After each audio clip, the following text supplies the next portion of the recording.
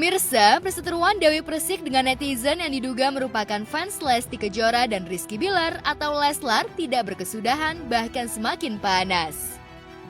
Tidak terima nama baiknya dicemarkan dan difitnah, artis yang akrab disapa DP itu tak main-main membawa kasusnya tersebut ke jalur hukum. Beberapa netizen yang selalu nyinyir ke dirinya menjadi target DP untuk dipenjarakan. Permohonan maaf dan janji tidak akan mengulanginya lagi yang terlontar dari mulut haters yang telah tertangkap itu tidak lantas membuat hati DP luluh dan membebaskannya dari jerat hukum.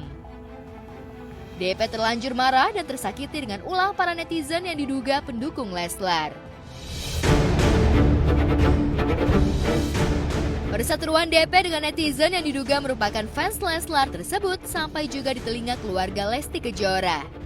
Dalam video unggahan, seorang wanita paruh baya yang tertulis sebagai tante dari Lesti Kejora ikut angkat suara terkait perseteruan mantan istri Angga Wijaya dengan netizen. Tak hanya itu, wanita tersebut juga merasa heran dengan ocehan DP yang selalu membawa Lesti dalam perseteruannya dengan netizen, padahal jelas-jelas Lesti tidak pernah berseteru dengan DP. Namun DP selalu mengaitkannya dengan Lesti. Si DP ya, si Dewi Persik itu yang dia marah sampai lapor-laporan, mau laporin yang mau fitnah, ngata-ngatain dia katanya. Aduh, aku bingung deh tentang ibu satu ini. Dia sama DP sama si Lesti kan tuaan DP ya, pengalaman hidup juga dia. Tapi kenapa ya kok dia itu seperti itu, kayak anak-anak lagi. Dan anak seperti juga bukan orang terdidik. Biasanya mulutnya itu selalu kayak orang paling pintar, orang paling baik. Tapi kok ini kenapa Lesti yang masih jauh di bawah dia itu selalu disinggung-singgung sama DP ya. Padahal Lestinya sendiri diam.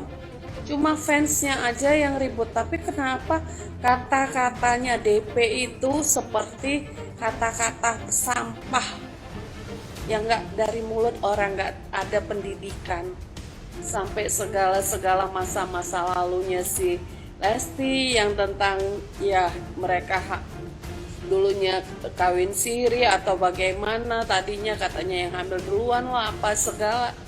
Nah, DP, lu sendiri apa dulu-dulunya itu sebelum lu tenar, apa lu itu bersih orangnya?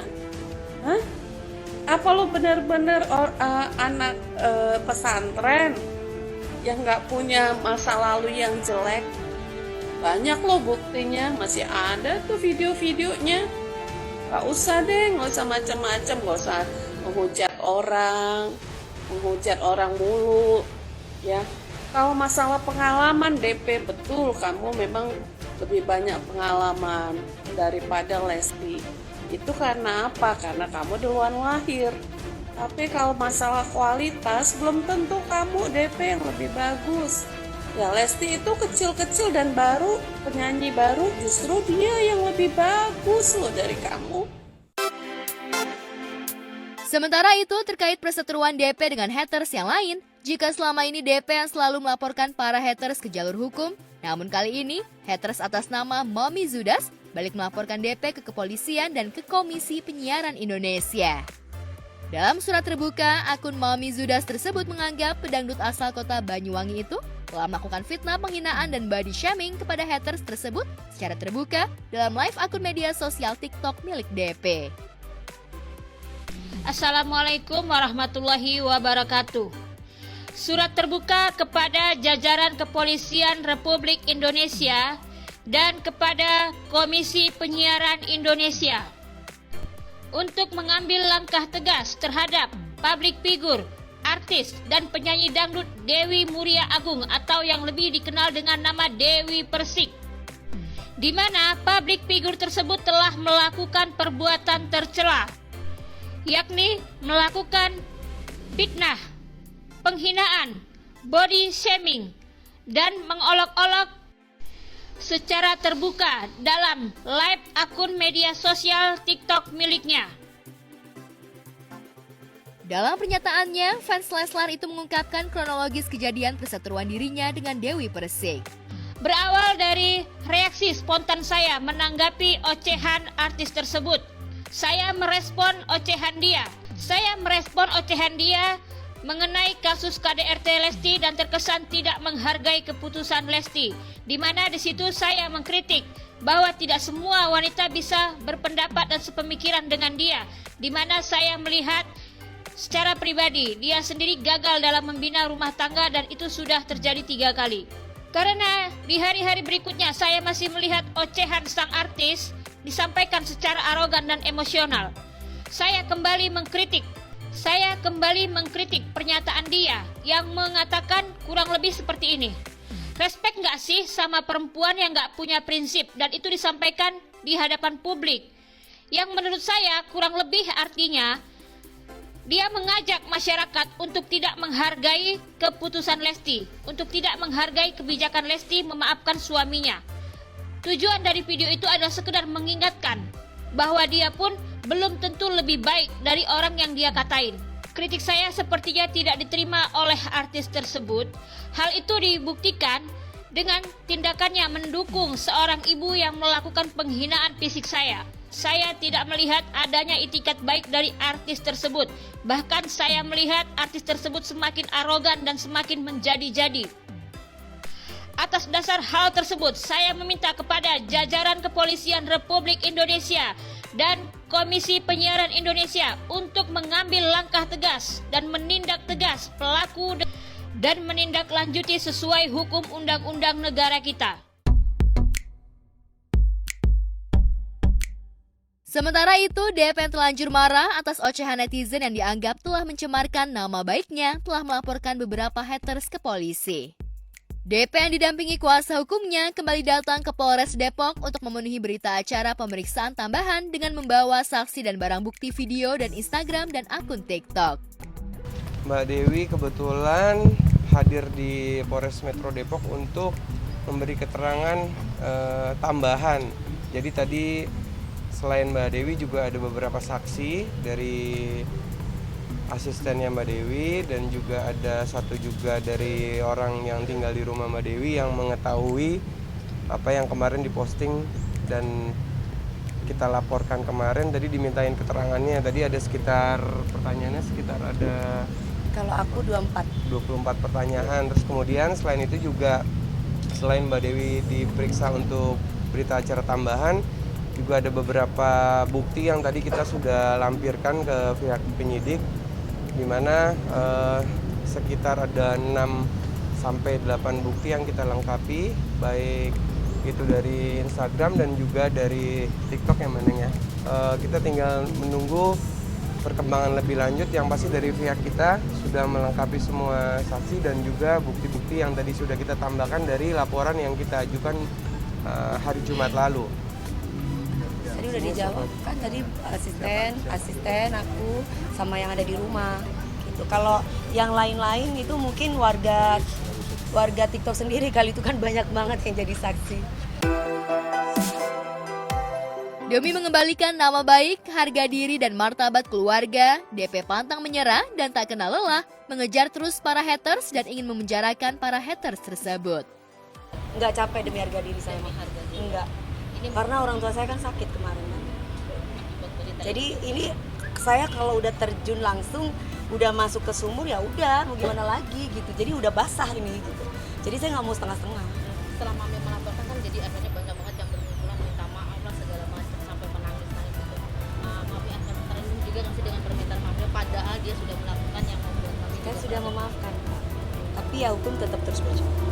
Tadi aku perjelas lagi bahwa laporan kita yang di Jakarta Selatan di Polres juga sampai sejauh ini masih belum ada pencabutan dan perdamaian, karena seperti pernah disampaikan sama Mbak Dewi juga bersama keluarganya bahwa kasus tersebut akan dilanjut sampai proses ke pengadilan, dan juga termasuk yang di sini juga Mbak Dewi juga tadi sudah menyampaikan ke penyidik dan keluarga juga sudah sepakat untuk melanjutkan proses ini ke proses hukum sampai ke pengadilan untuk efek jerah untuk kepada oknum-oknum yang tidak sopan ataupun juga mencemarkan nama baik klien kami di medsos.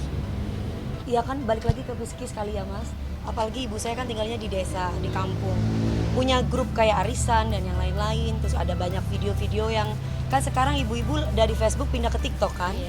Jadi otomatis videonya dilihatnya, makanya saya bilang sama mama keluar dari grup dulu sementara waktu. Soalnya ibu-ibu pengajian itu kan ngirimin, aduh Bu Haji sabar ya, ini anak ibu dikasih. Akhirnya mamaku lihat satu orang ngomongin anaknya gitu kan, satu orang, jadi mungkin kepikiran gitu loh.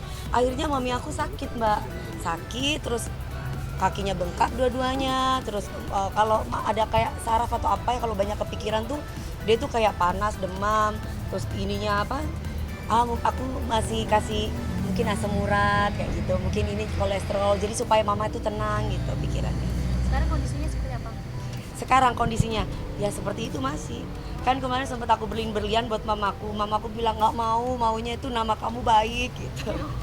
Berarti mami berjuangnya karena mami ini juga Iya ya? tuh, iya makanya aku rela capek.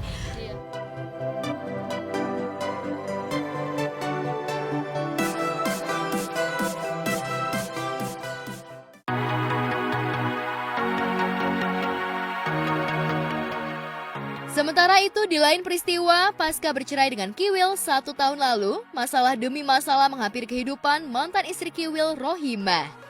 Ya, beberapa hari lalu, Rohimah baru saja melakukan operasi di bagian kakinya. Kondisi tersebut membuat dirinya tidak beraktivitas secara normal untuk beberapa bulan.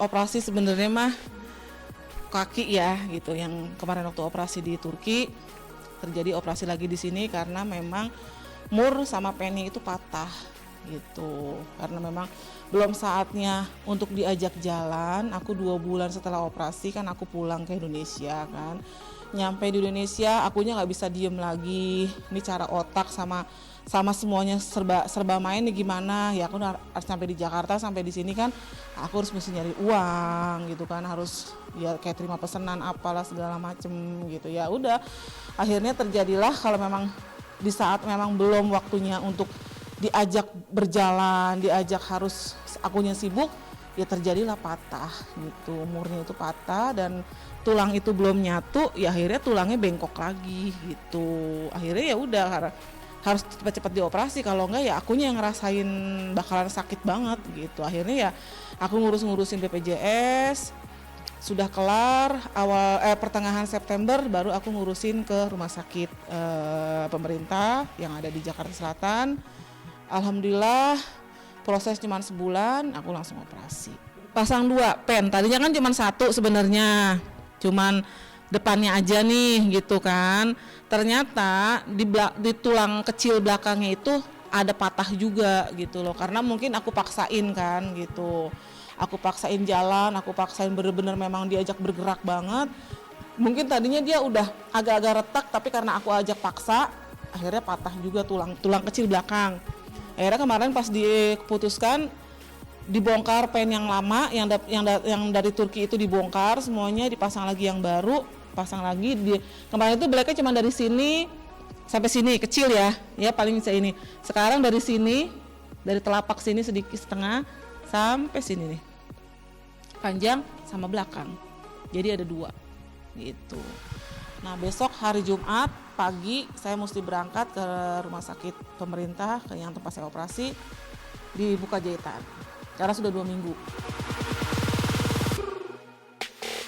Ujian lain yang dialami Rohimah, tindakan operasi tersebut berbarengan dengan perceraiannya dengan suami sirinya asal Turki, Zeki Bayrak.